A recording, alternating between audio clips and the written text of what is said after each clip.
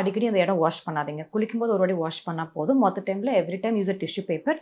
ரொம்ப important, try பண்ணிட்டு தான் அண்டர் கார்மெண்ட்ஸ் போடணும், ஈரமாக போடக்கூடாது. அதனால தான் ஃபஸ்ட்டு வருது. That's number 1. செகண்டு, இந்த மாதிரி அடிக்கடி வாஷ் பண்ணும்போது ஸ்மெல்லு வர ஆரம்பிக்கும். அவங்களும் சொல்லுவாங்க ஸ்மெல் அடிக்குது, என்னால் உட்கார முடியல அப்படின்வாங்க. That is also because when you're washing it out, அந்த குட் பாக்டீரியா வாஷ் பண்ணிடுறீங்க, லாக்டோபாசிலஸ்னு. ஸோ அந்த குட் பாக்டீரியா தான் அந்த வெஜ்ஜனை வந்து ப்ரொடெக்ட் பண்ணுறது. வெளியே இருந்து அந்த பாக்டீரியா வராமல், ஃபங்கஸோ வைரஸ் வராமல் இருக்கிறதுக்காக அது ப்ரொடெக்ட் பண்ணுறது. நீங்கள் வாஷ் பண்ணி அந்த லேயர் எடுத்து விட்டிங்கன்னா all the infection will come in. So வந்து ஸ்மெல் அடிக்க ஆரம்பிக்கும். அது ஒன்று. ஸோ இது வந்துட்டு இந்த சிம்பிள் திங் மெயின்டைன் பண்ணாவே most of the infections will not come. So இந்த யங் குரூப்பில் வந்துட்டு ரொம்ப காமனாக வருது வந்துட்டு இட்ஸ் பேசிக்லி ஃபங்கல் இன்ஃபெக்ஷன்.